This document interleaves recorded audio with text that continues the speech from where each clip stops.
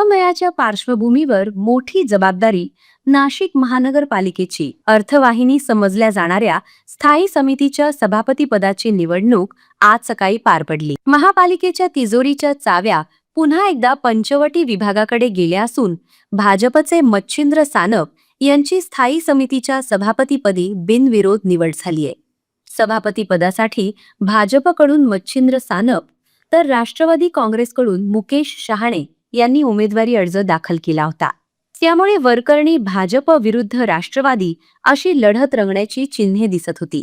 मात्र सभागृहातील संख्याबळ लक्षात घेता महायुतीचे पारडे जड असल्यानं ही निवडणूक भाजपसाठी औपचारिकताच ठरणार अशी चर्चा आधीपासूनच सुरू होती। स्थायी समिती सभागृहात विशेष बैठकीत ही निवड प्रक्रिया पार पडली। जिल्हाधिकारी आयुष प्रसाद यांनी निवडणूक निर्णय अधिकारी म्हणून काम पाहिले। त्यांनी दिलेल्या माघारीच्या मुदतीत राष्ट्रवादी काँग्रेसचे उमेदवार मुकेश शहाणे यांनी अर्ज मागे घेतला। त्यानंतर मच्छिंद्र सानप यांची बिनविरोध निवड झाल्याची अधिकृत घोषणा करण्यात आली। एकमेव उमेदवार शिल्लक राहिलेली त्याला सभापती स्थायी समिती या पदाचे बिनविरोध निवड झालेली असं जाहीर करण्यात येत आहे। श्री सानप मच्छिंद्र बाळासाहेब यांना निवड झाली असं जाहीर करण्यात येत आहे।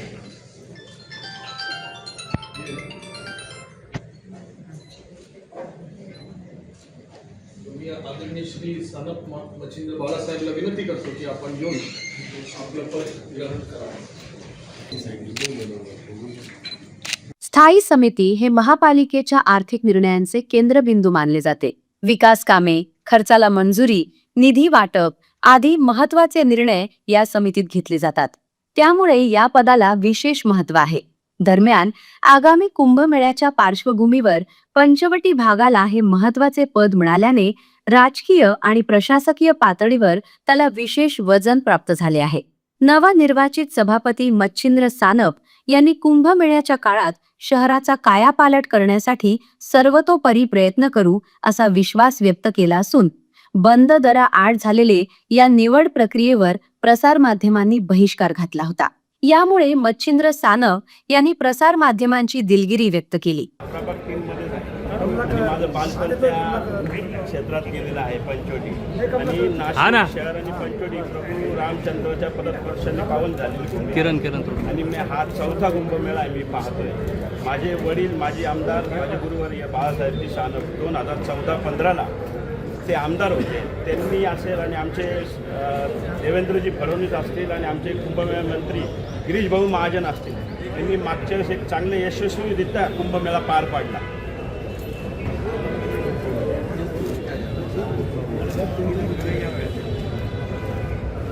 तीच भूमिका यावेळेस आपल्या सर्वांची दिलगिरी व्यक्त करतो आणि सर्वांना सोबत घेऊन चांगलं काम या शहरात करू एवढं सांगतो। आज सभापती म्हणून ते विराजमान झालेले आहे। आता ही विकासाची धोरणं आपण सुरू झालेली आहे। वेळोवेळी आपल्या सगळ्यांना सोबत घेऊन आपल्या सुद्धा सूचना घेऊन आपण विकासाच्या मुद्द्यावर बोलत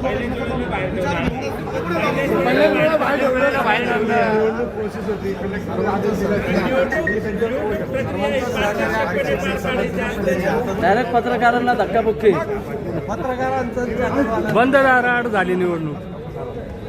त्याला आपलं सहकार्य असू द्या। धन्यवाद। जय श्रीराम। यांच्या सूचनेप्रमाणे शिवसेना आणि भारतीय जनता पक्ष, महाराष्ट्र नवनिर्माण सेना या तिन्ही पक्षांनी या ठिकाणी एकमताने भारतीय जनता पक्षाचे उमेदवार मच्छिंद्र सानप यांचा आज या ठिकाणी निवडणूक प्रक्रिया पूर्ण होऊन स्थायी समितीचे सभापती म्हणून या ठिकाणी त्यांची नियुक्ती झालेली आहे। आपण जर बघितलं असेल तर या महाराष्ट्रावरती काही दिवसापूर्वी फार मोठं दुःखाचं सावट माननीय उपमुख्यमंत्री अजितदादा पवार यांची जी दुर्दैव दुःखद घटना झाली, त्या घटनेच्यामुळे ज्या काही त्याच्यानंतर उपमहापौर आणि महापौरांची सुद्धा निवड झाली आणि युतीमध्ये महापौर म्हणून भारतीय जनता पक्षाच्या गौरीताई आडके आणि उपमहापौर म्हणून शिवसेनेच्या मी स्वतः या ठिकाणी या निवडणूक प्रक्रिया पार पडली। परंतु महाराष्ट्रात एवढं मोठं दुःखाचं सावट असल्यामुळे कुठल्याही या ठिकाणी जल्लोष किंवा आम्ही अशा कुठल्याही प्रकारच्या या उत्सव आम्ही या ठिकाणी साजरा केला नाही। आणि घटना एवढी मोठी आहे त्यापुढे या सगळ्या परंतु हे असताना निवडणूक प्रक्रिया ही पार होणं गरजेचं होतं म्हणून आज एकमताने आणि बिनविरोधपणे या ठिकाणी मच्छिंद्रजी सानप हे महानगरपालिकेचे सभापती म्हणून आज या ठिकाणी घोषित झालेले आहे. येणाऱ्या काळामध्ये माननीय जो युतीचं जे काही ध्येय आहे आणि येणारा सिंहस्थ कुंभमेळा या पार्श्वभूमीवरती एक संगत मताने सर्वांना सोबत घेऊन सबका साथ सबका विकास हे ध्येय धरून ठेवून या नाशिक शहराचा विकास आपल्याला येणाऱ्या काळामध्ये दिसेल. त्याकरिता माननीय उपमुख्यमंत्री साहेब एकनाथजी शिंदे साहेब आणि देवेंद्रजी फडणवीस साहेब आणि गिरीश भाऊ दादाजी भुसे साहेब आणि शिवसेना आणि भारतीय जनता पक्षाचे सर्वच लोकप्रतिनिधी या नाशिक शहराच्या विकासासाठी एक कटिबद्ध झालेले आहोत आणि आमचा एकमेव अजेंडा आहे फक्त आणि फक्त विकासावर बोलायचं, विकासाचं काम करायचं आणि नागरिकांना निवडणुकीच्या काळामध्ये जे काही वरिष्ठांनी शब्द दिलेले आहे ते पूर्ण करण्यासाठी आणि येणाऱ्या सिंहस्थ कुंभमेळ्याच्या पार्श्वभूमीवरती हा सिंहस्थ कुंभमेळा हा फार वेगळ्या पद्धतीने आता येणारा सिंहस्थ कुंभमेळा होतोय. आपण सर्वांनी सुद्धा आणि नाशिककरांनी सुद्धा यापूर्वी सिंहस्थ कुंभमेळे अनुभवलेले आहेत परंतु आत्ताच्या सिंहस्थ कुंभमेळ्याचं नियोजन ज्या पद्धतीने गिरीश भाऊ महाजन या ठिकाणी करतायत आणि आपण जर बघितलं गिरीश भाऊंचे या प्रक्रियेसाठी वेळोवेळी आम्हाला निलेशजी बोरा यांच्या माध्यमातून ज्या सूचना आल्या त्या सूचनांचं पालन शिवसेनेने तंतोतंत त्या ठिकाणी केलेलं आहे आणि सातत्याने त्यांचा जेव्हा निलेश भाऊंचा फोन आला असेल त्यावेळेस आम्हाला गिरीश भाऊंचा फोन आला अशा आदेश आला अशा पद्धतीने आम्ही ठिकाणी काम केलेलं आहे म्हणून ही प्रक्रिया अतिशय पारदर्शी पद्धतीने आणि युतीचा धर्म पाळून या ठिकाणी पार पडली. राष्ट्रवादी काँग्रेस नाही का तुमच्या युतीमध्ये? तुम्ही फक्त शिवसेना भाजपचं नाव घेता. अजितदादा असतील एकनाथ शिंदे साहेब असतील देवेंद्रजी असतील यांचे नेहमी फोटो यायचे परंतु अजितदादांचं दुर्दैवी निधन झाल्यामुळे पुढे एखाद्या 2 बॅनरवर त्याचा इश्यू झाला असेल. आता सगळ्या फोटोवर ताई पवारांचे फोटो आहेत महायुती म्हणून तिघांचे फोटो करताना सुद्धा अरे यार माझ्या पुढे पण नाही असा होत नाही. आता देखील बोलताना ज्या ज्या उल्लेख करण्यात आला त्यामध्ये अजित पवारांचा उल्लेख नाही आहे. मग तुमच्या ते युतीत नाशिक महानगरपालिकेची जी युती झाली त्याच्यात तुम्ही मनसेला सोबत घेतलं मात्र अजित पवारांच्या राष्ट्रवादीला सोबत घेतलेलं नाही आहे का? मनसे हे शिवसेनेशी संलग्न त्यांनी केलेलं आहे. शिवसेना आणि आम्ही एकत्र आहे आणि आम्ही एकत्र असल्यामुळे उपमहापौर जर आम्ही एकत्रित झाले बाकीचे विषय एकत्रितच होणार होते. नाही पण राष्ट्रवादी काँग्रेसने सगळ्यात पहिले तुम्हाला पाठिंबा दिला होता त्यावेळेस शिवसेनेने दिलेला नव्हता. शिवसेनेने नंतर उडी घेऊन उपमहापौर पद घेतलं आणि ज्यांनी तुम्हाला सगळ्यात पहिले पाठिंबा दिला त्यांचं नाव सुद्धा घेत नाही. राष्ट्रवादी काँग्रेसने निवडणुका झाल्यावर लगेच बिनशर्त पाठिंबा दिला. विषय काही येत नाही. मग ज्यांनी बिनशर्त पाठिंबा दिला अशी शर्त होत नव्हती घेतली त्यांचं नाव घ्यायचं घेतोय ना तिघांची नावं घेतलेच जातात. नावं नाही घेत असं काही होत नाही. पण मग आता त्यांनी माघार घेतली. आता पुढे राष्ट्रवादीला काही चान्स मिळणार आहे का स्थायी समितीवर? प्रदेश नेते काय विषय ठरवतील विषय. तुमच्या नाशिकच्या युतीची नेमकी व्याख्या काय आहे? कोण कोण तुमच्या पक्षामध्ये आहे जरा सविस्तरपणे सांगितलं. खरं म्हणजे आम्ही स्वतंत्र निवडणुका लढलेलो नाही. केंद्रात आणि राज्यात आम्ही एकत्र आहे. त्याच्यामुळं इथं एकत्र आलं तर आनंदच व्हायला पाहिजे. पत्रकारांसहित सर्वांना आनंद व्हायला पाहिजे. वेगवेगळे लढून आम्ही आम्ही आनंदी आहे ना. आम्ही दिसतोय ना तुम्हाला. ही व्याख्या केली होती ना सुरुवातीलाच अपेक्षा व्यक्त केली होती. तू व्याख्या नाही सांगितली तुम्ही तुमच्या युतीची व्याख्या.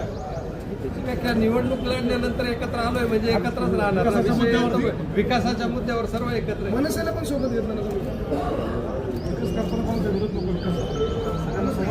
निवडणुका झाल्यानंतर 122च्या 122 नगरसेवकांनी एकत्रितरित्या विकासाच्या मुद्द्यावर सूचना करायच्या, विकासाच्या मुद्द्यावर काम करावं ही अपेक्षा आहे. खरं तर बंद दाराआड पीठासीन अधिकारी होतेच त्यामुळे निवडणूक नियमाप्रमाणे सर्व झालं.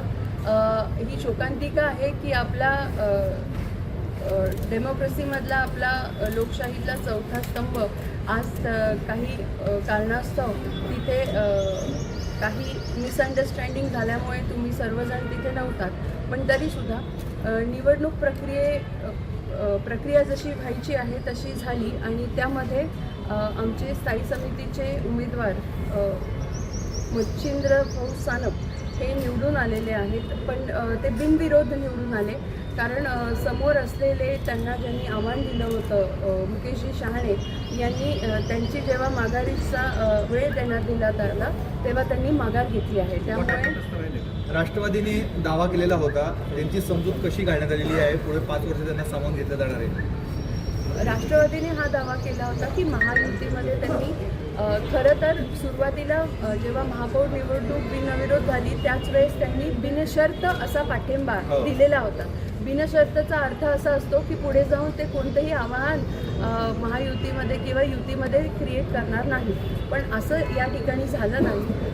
त्यांनी तरी देखील आवाहन केलं की त्यांना कुठेतरी अशी आशा वाटत होती की जर उपमहापौरपद शिवसेनेला गेलं आहे तर राष्ट्रवादीला देखील ह्या सत्तेमध्ये सामावून घेण्यात यावं. पण खरं तर स्थायी समिती जर म्हटलं तर तौलानिक बलावर ठरते आणि ती भाजपकडे जास्त होतीच आधीपासून आणि म्हणून आणि नंतर जेव्हा युती झाली ती 13 आणि 3 असं होतं. त्यामुळे मला असं वाटतं की तिथे स्पष्ट बहुमत असल्याकारणाने मच्छिंद्रभाऊ सानप हे सभापती होणार हे आधीच ठरलेलं होतं. या निवडीमुळे महापालिकेतील सत्ता समीकरण अधिक स्पष्ट झाले असून भाजपने स्थायी समितीवरील आपले वर्चस्व कायम राखल्याचे पुन्हा एकदा अधोरेखित झाले आहे.